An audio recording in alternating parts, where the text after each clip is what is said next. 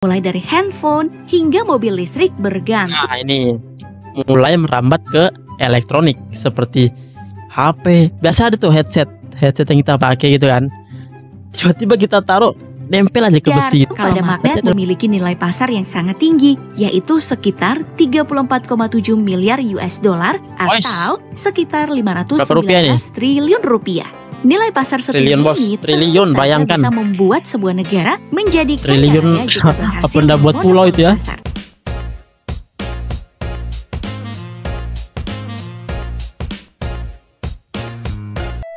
Oke, selamat datang di channel Ripa 7441. Kalian kita akan membuat konten-konten video tentang ilmu pengetahuan ya. Sekarang ada hashtagnya gitu, ilmu pengetahuan. Konten kali ini saya akan memberitahukan kepada anda semua cara pembuatan benda-benda yang kalian sering pakai gitu sehari-hari, tapi nggak tahu cara pembuatannya ya. Sekaligus dan secara tidak langsung ini akan membuat IQ anda tambah gitu, tidak stuck di situ. Tidak stuck di situ aja gitu ya. Oke, tanpa berlama-lama langsung aja ke videonya. Let's go dah bos. Oke, yang pertama saya akan membuka cara pembuatan magnet ya. Soalnya magnet ini masih misterius gitu. Apa aja bahannya ya? Mari kita cari ya. Cara pembuatan magnet. Oke, langsung masuk ke proses pembuatan. Hal pertama yang dilakukan adalah mari kita lihat pembuatan magnet cetakan. Magnet yang memiliki bahan dasar logam panas memerlukan cetakan yang kuat. Sama apa ini? Hal pertama yang dilakukan adalah memasukkan cetakan bentuk ke dalam mesin pres. Dalam mesin ini, cetakan akan diisi dengan pasir lalu ditekan dengan kekuatan tinggi. Hasil dari cetakan yang dibuat seperti berikut. Sebenarnya masih ada lagi bentuk cetakan lain yang dibuat dalam pabrik magnet sesuai magnet dari pasir. Emang iya apa? Sesuai dengan permintaan.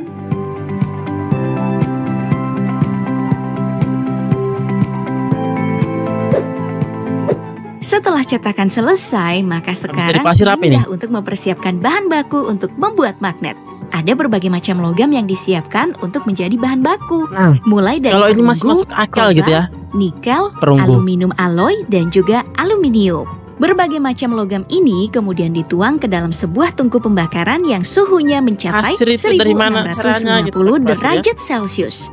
Tentu saja, suhu ini super duper bahaya bagi manusia. Makanya para pekerja harus menggunakan baju keselamatan, utamanya saat mengaduk bahan baku tadi. Jika sudah cukup air, maka logam yang dicairkan akan dituang ke dalam cetakan. Meleleh bos, yang dihasilkan itu sangat mengerikan karena sampai membakar cetakan yang dibuat loh. Untuk memisahkan cetakan dan juga batang logam yang dibuat, biasanya pekerja akan memukul-mukul batang logam tersebut menggunakan sebuah palu raksasa hingga akhirnya terlepas.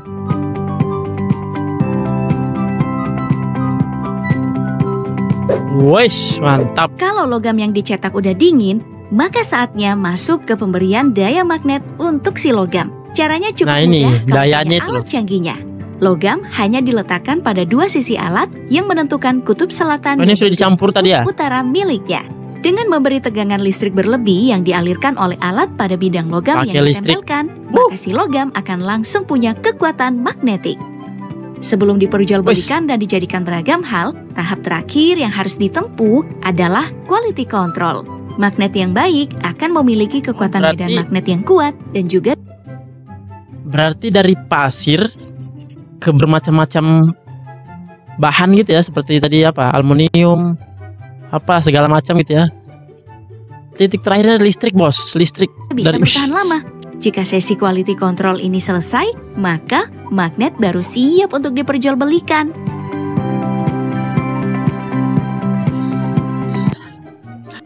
Begini loh cara pembuatannya gitu. Kelihatannya susah parah gitu ya, tapi yang jual biasa yang ada lah di pinggir-pinggir jalan yang apa sih segini tuh yang bisa nempel tuh. Itu murah banget coy. Itu murah banget ya.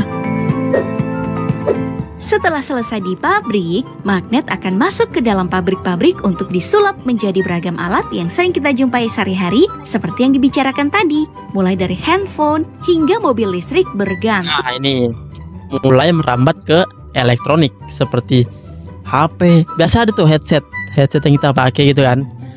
tiba-tiba kita taruh nempel aja ke besi pada magnet dengan kualitas tinggi.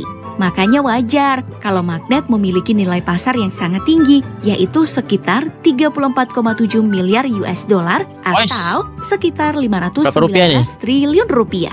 Nilai pasar setinggi ini triliun, bayangkan bisa membuat sebuah negara menjadi triliun. Jika berhasil apa ndak buat pulau itu ya? Pasar. Nah, emeng-emeng tentang monopoli pasar magnet, ternyata Cina bisa saja loh monopoli magnet dunia. Cina, sang penguasa dunia sudah Cina ya. Dengan kekuatan magnet super yaitu neodymium.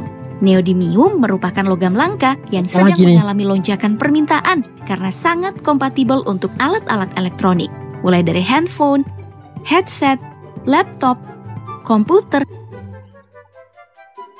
Di Indonesia ada apa enggak sih? Kalau ada, sangat kaya gitu ya. Sebelumnya kita tahu Indonesia sudah kaya, tapi ya gitulah ya. Hingga mobil listrik seperti pinggir jurang, malas dan turbin angin raksasa.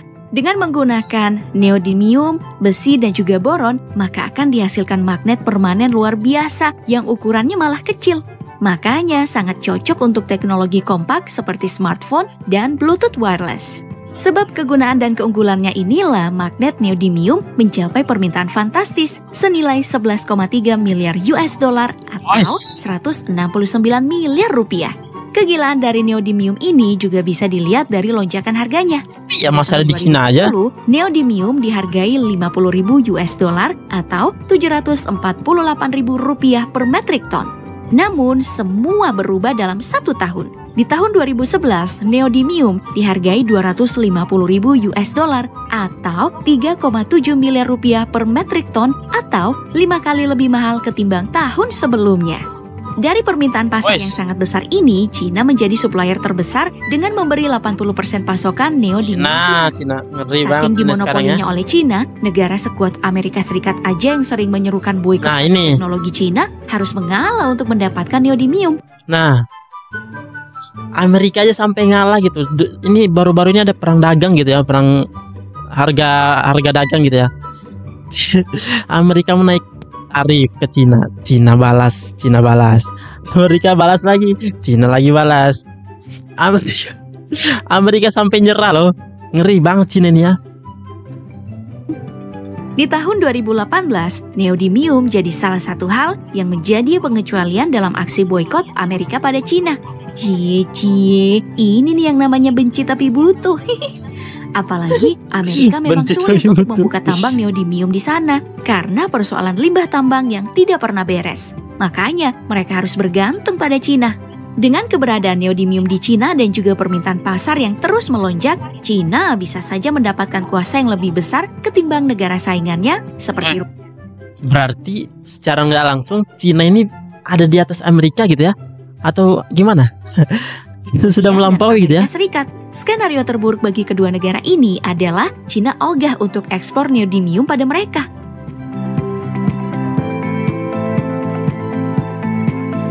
Nah, itu tadi video kali ini. Selain membahas proses pembuatan magnet, kita juga dapat fakta menarik. Kalau Cina lagi di atas angin dalam industri magnet.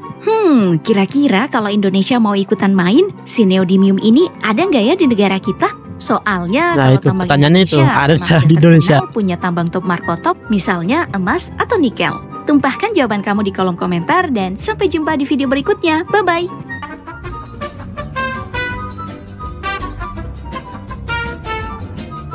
Oke, tadi pembuatan magnet sudah selesai ya. Kita lanjut ke bahan baku pembuatan kaca. Oke, mari kita mulai ya.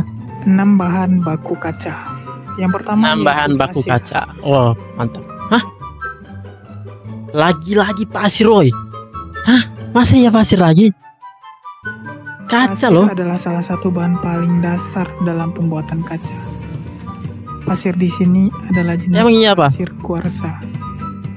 Besi yang pasir kuarsa. Pasir aja namanya keren ya. Bisa begitu, Boy. Tak boleh lebih dari 0,45%. Itulah mengapa pabrik pasir biasanya ditentukan oleh endapan pasir kaca tersebut. Yang kedua yaitu feldspar. Feldspar adalah kelompok mineral feldspar apa? pembentuk batuan yang membentuk 41% kerak bumi. Oh, batu. Rumus umum feldspar adalah R20 1203. Ada rumusnya, Bos.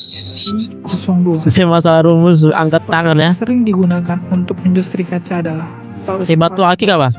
A1203. Mirip batu akik, koi. Karena mudah dilebur dan harganya terjangkau.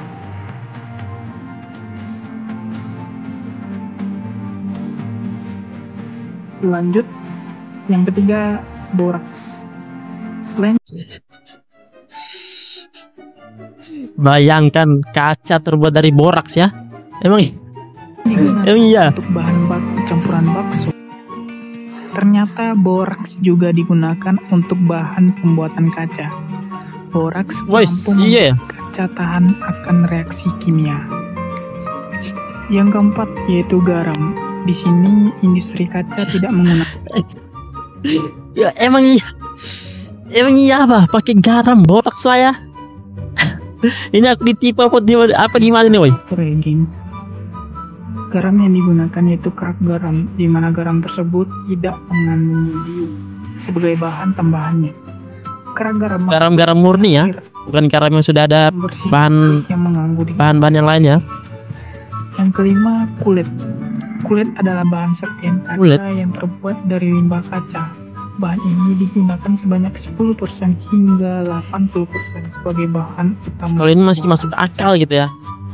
Kalau yang masih tidak percaya itu garam pasir lah. Yaitu boraks malahan ya. Refractory. Blok ini biasanya terblok apa tadi? Pasir dan dicetak sesuai kebutuhan. Oh, kayak campuran semen sama pasir gitu apa? Mencetak bentuk kaca yang diinginkan.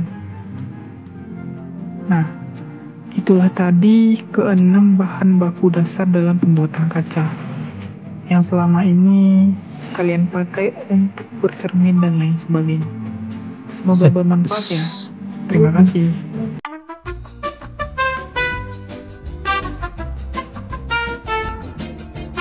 Oke, segitu dulu untuk konten-konten video kali ini. Semoga video ini bermanfaat ya buat kalian.